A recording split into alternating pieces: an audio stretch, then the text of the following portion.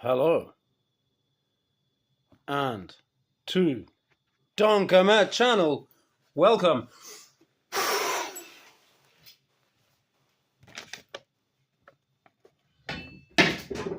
have a presentation.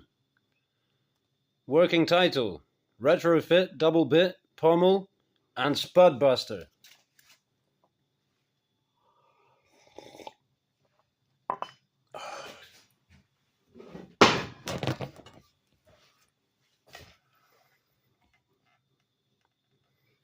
This is my double bit axe. It's a Grand's Force. I've probably owned this for upwards of 3 years, but I really only started using it recently. And so I guess the story with the double bit, maybe there are various arguments in favor of the double bit. It's well balanced is one thing. When you're swinging it, pretty much guaranteed it's not going to want to kick one way or the other. I guess that's a more recent argument that I'd heard. The one that I figured is, that I'd heard is that you can kind of have them set up for different purposes. And so that is the way we are developing. Actually, first of all, I started out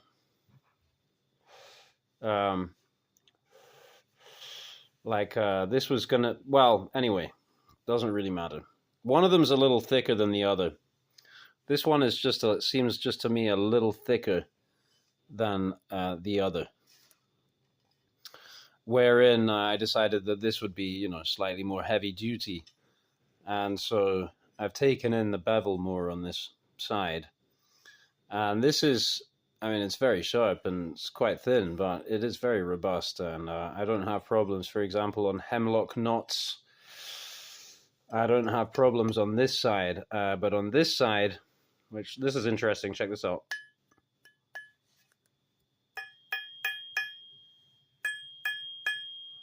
Now, I can't say whether this came like that anymore, or whether it's literally like I've killed this side through use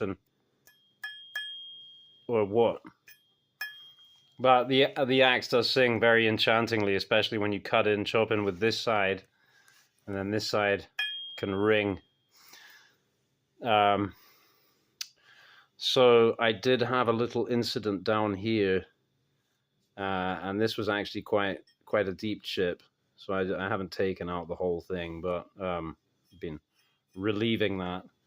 And partly actually that was owing to the grind, I think, being off. You can see it swoops out in this direction, and that helped it to get a little too thin here and a little stressed the steel or whatever.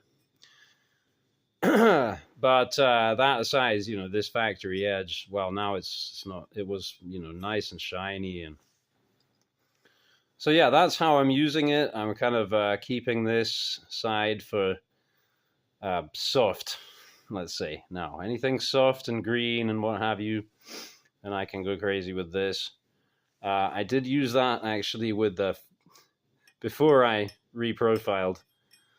I used that little serration there with a ferro rod, the other day.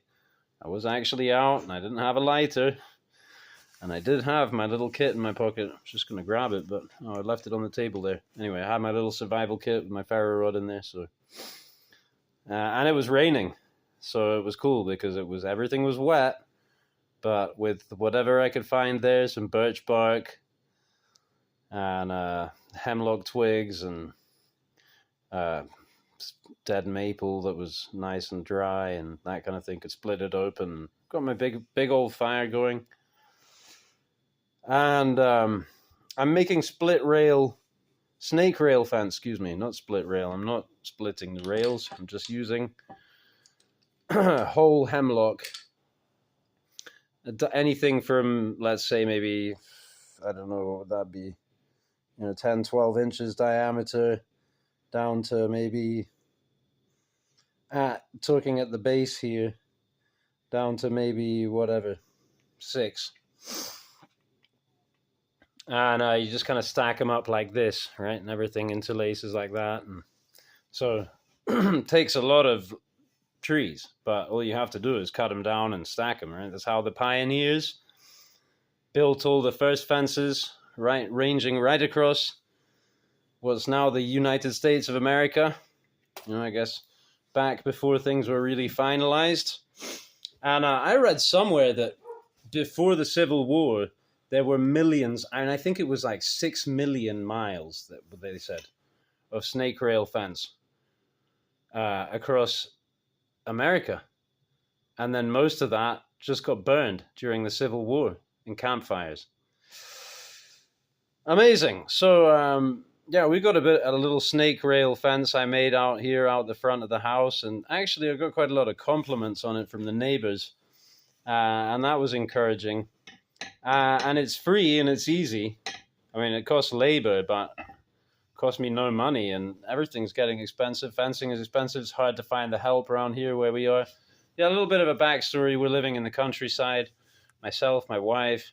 We've got 5 dogs. We've got some chickens, ducks, a goose, and a pond with some carp in it, koi carp. And so, yeah, I need to make fencing. I have a couple of plans for that. One is making gate hurdles.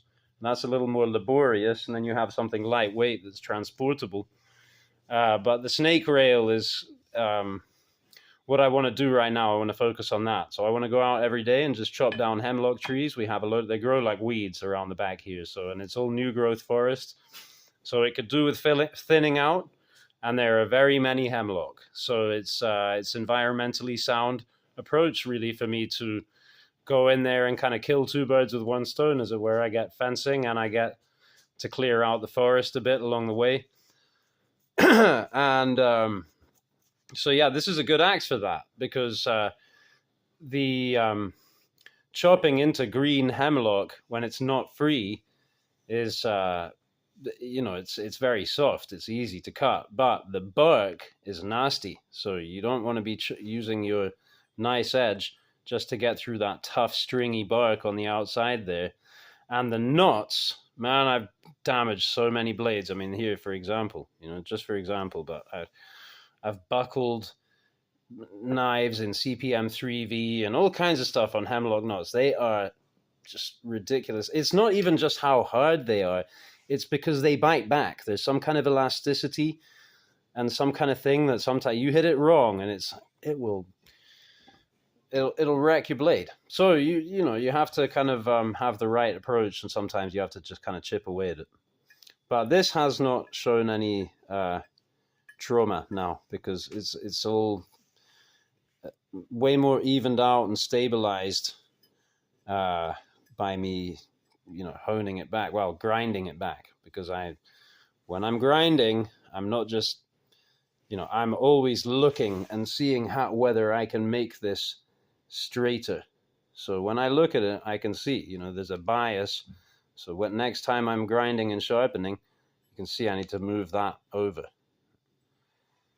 And that's a funny thing. There's this interplay between the handle and the head. So the handle, when it came to me, was extremely thick. And actually, you can see here, that was this circle that was in the middle of the original handle. So it wasn't just really thick. It was also, of course, warped and bending in 2 directions. And so I've been thinning it out, and it's just like what you do with the blade, because it's one thing to just thin it out, but I'm trying to thin it out and make it true to the bit. And it's a double bit. So I'm trying to make the whole thing up. And this is not necessarily very true to that. And this isn't to that, and that isn't to that, and the whole thing isn't to the handle, right? But we're just trying to optimize. And so down here, so the deal also with the shape of the handle originally was that it was just a broom handle shape, or, well, not broom handle shape, but like this. It didn't have any pommel. And you kind of felt the lack. Now, of course, thinning out, if all I were doing were thinning out, I could have left thickness down here for a pommel. But because I'm truing it, I'm running out. I'm not far less than pommel. I'm actually getting a little too slender down here anyway. So at some point, I came up with the idea of retrofitting a pommel. sure it's not the first time it's been done, but I've never done it before. So I just I found a piece of lilac that looked good, and I was whittling on it. This is a while back, and this is before I actually started thinning out the handle. So that was a pretty good match to the original handle, right? So you can see how much I removed already from here. But now what I can do is, cut in a not very deep, right? And taper this down, make a corresponding hole, fit them together. This section will want to be tapered down to circular, so then I can drill with a circle and then oval it out. Epoxy them together, maybe pin it, maybe twine epoxy over the union. I'm not quite sure, but we're getting there basically. First of all, I have to kind of finalize the handle, to where I think, well, it's pretty much there now because I'm running out of stock. But it could still get quite a lot thinner up here, I think. But down here, yeah. So that's that. Did I want to say anything more about this? I'm just kind of presenting the project so far, So yeah, this is an exceptionally flawless piece of lilac. I'm pretty sure those cracks opened up since I started working on it. But yeah, I mean, the cracks this stuff is so tough. It's just that it busts itself apart because of the internal stresses. But this thing is, even with those cracks, it is extremely tough, virtually unbreakable. So if I get a good fitment, should be nice. And another thing, was this handle. It always felt to me like it was just lacking like 1 inch in length. Because otherwise I could be making a pommel with a twine epoxy, for example. Could just wrap, or it'd be an easier way to, but I want to gain a little bit of length as well, right? So I want to fit it something like that. Okay, and I also wanted to say that because of the way I've been finishing this has been fun, is that every day I've been using the axe, and then kind of outside the times of using it, I might grab it and hit it with the rasp or the file, or scrape on it with a knife, trying different knives, different whatever. And maybe I'll wet it with hot water and then leave it, so that'll raise the grain a bit, and then I can come back and scrape it some more or whatever. Before I use it, put some oil on there. And then today, for example, so it was all fresh and dry like this. The whole thing's dry, no oil. Fresh and dry like that. Then you put oil on this. Oh, it looks lovely, right? Went out and used it in the wet, which was a little slippy, especially without the pommel. But, we got it done. Cut a few trees down. And, yeah, then came back and it's oily and wet, right? And that raised the grain in a really nice way. It was very nice to then come back and start working on it again. And so I'm just going to keep doing that. I just keep using it and filing it down a little at the end of the day and working on this. I don't really need this. This is like a cruiser. A lot of the time I'm at close quarters. My hand will be up here or whatever. I'm not really dependent on being all the way back here for now. But it would definitely help, of course, under certain circumstances, to have that little extra length and that pommel. So yeah, I'm pretty confident that I will eventually get that done. I'm not having time limits on it or anything. I got so many of these projects. This is something that I'm calling Projectitis. I got a case.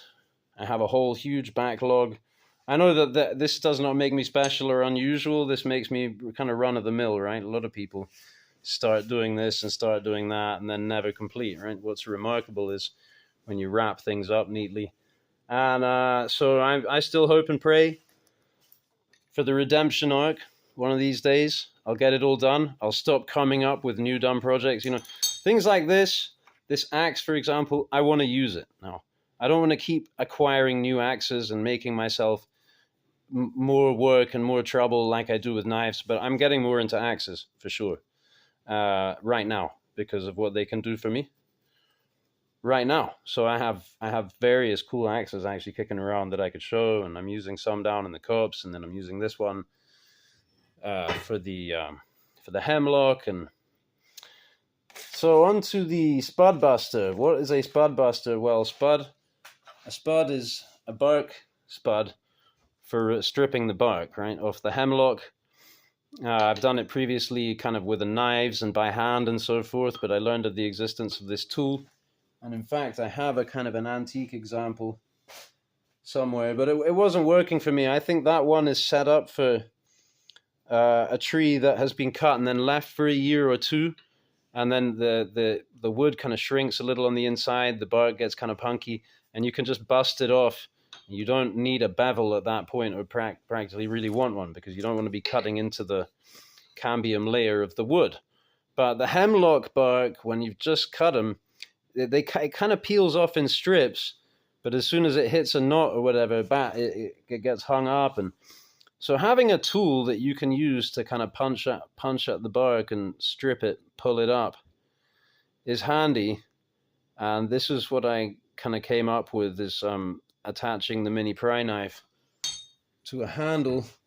So I had a prototype, and I bust that one, and so now I have this. This is a mole handle that I just picked up at the hardware store some time back. This one has a bow on it. You can probably even make that out by me doing this. And so I'm intending to work with that such that the concave side will correspond to the flat. No, yes. Right, no, wrong.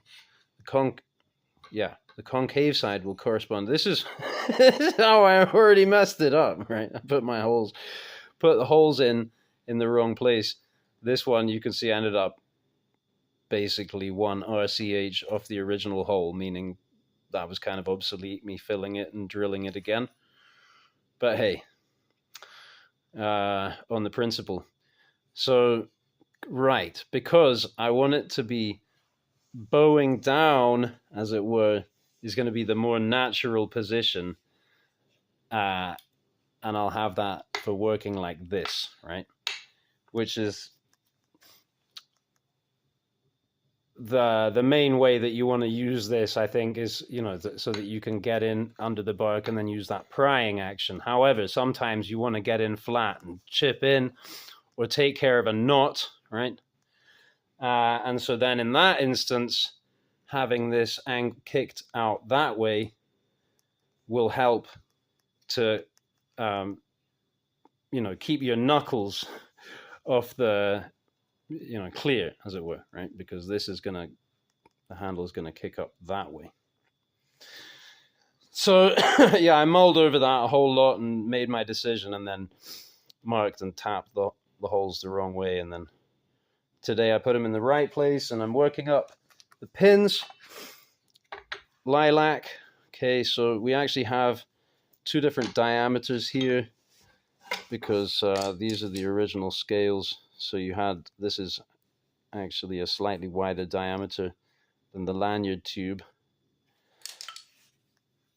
So this, first of all, I fudged it, but that's cool. I can still use this. I can take that down further and use that for some other pin project. But now this one is a good tight fit. Look at that. Yeah. Okay. And so then I have to get 2 more out of here, hopefully. There will be a slightly wider diameter to go through there. Why lilac pins? Because it grows in my yard for free. It smells great and is wonderful and fun to work with. To get a piece of it, whittle it down. It smells wonderful. It's a good test of a blade and of the skill. And then you get it to a point where, well, I have a mini Dremel lathe. It's like a relic from the 1980s that you can, and that's fun as well. And I get more of that delicious smelling lilac dust, which is mildly toxic, but I don't seem to get the headaches anymore. So I think I'm kind of what's the word? Built up a tolerance or an immunity or something. I've immunized myself. And in terms of the functionality, it is a very tough wood, and it has a lot of resin in it, so it's not going to dry out, and it's kind of self-lubricating. So if you think about it, if you have a brass pin and then you mash on this knife, right, the brass will get indented, as you see here, and those indentations, that will only get deeper, and eventually things will start to wobble. Okay, fine, you can peen it out again. You can peen it out. But in this instance, this is part of a, you know what, let me just go and grab, because it's just around the corner. I forgot to grab this for the presentation. Common garden speed.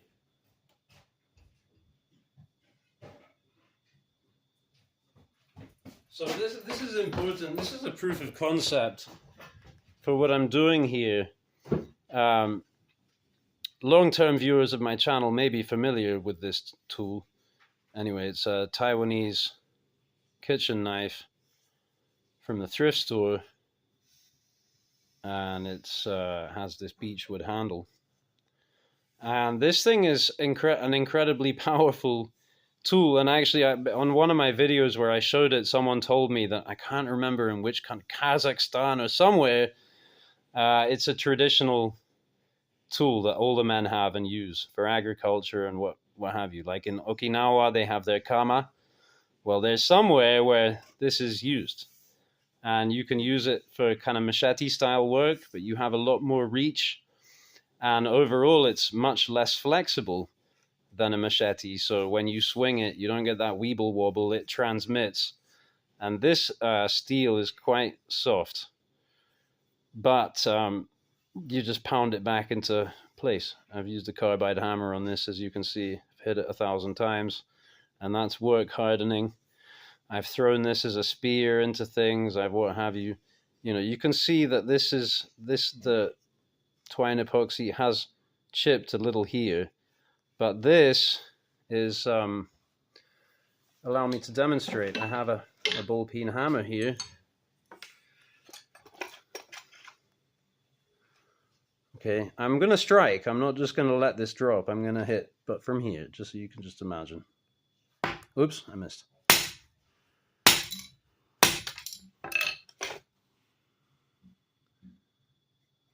Okay, you can see it's kind of like a little dented, as it were, but the structure is not compromised. I might have even cracked the wood. It sounded like I might have cracked the wood underneath.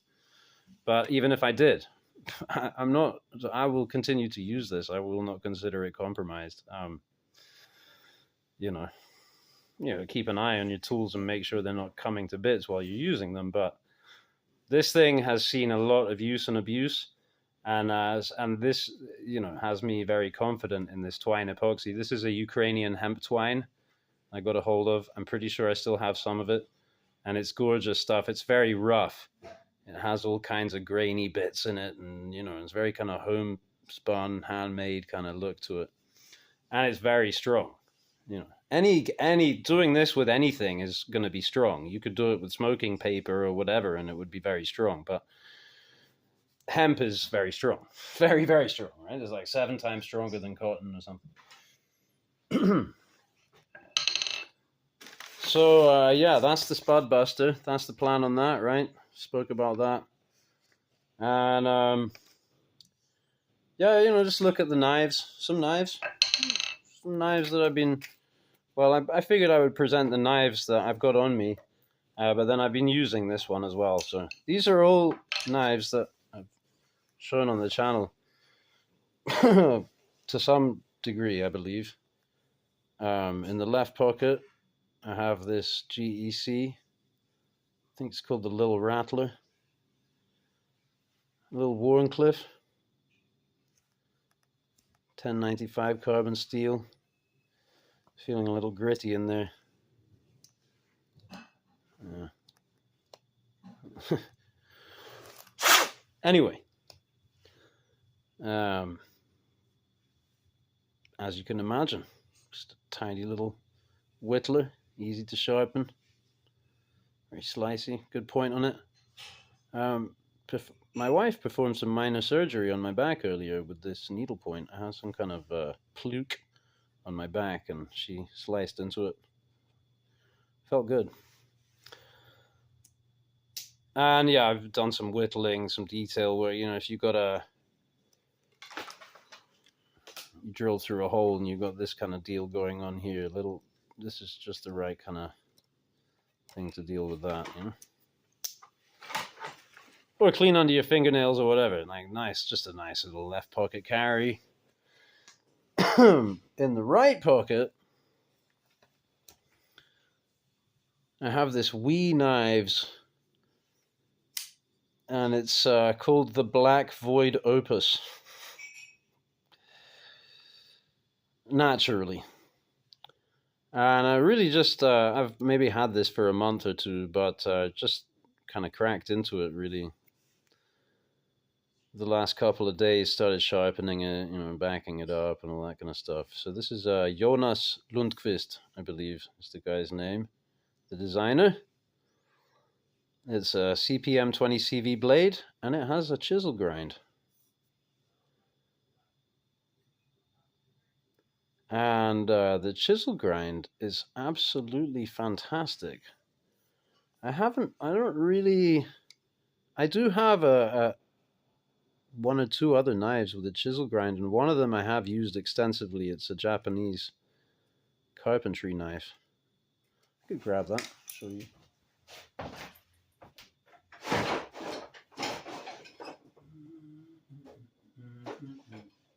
Well, I thought I could grab it and show you.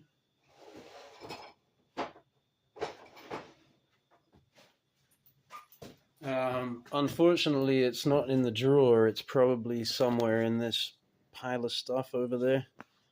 And that's too much effort. But anyway, take my word for it. I have a chisel grind knife. Used them before. The thing about this that I detected from the outset is that, you know, this side was just very flat, right to the apex.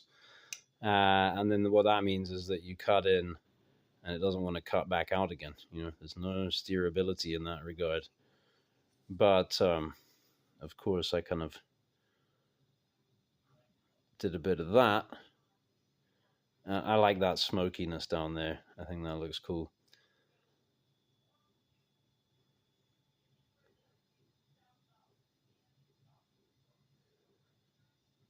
Yeah, so that tip wasn't flat.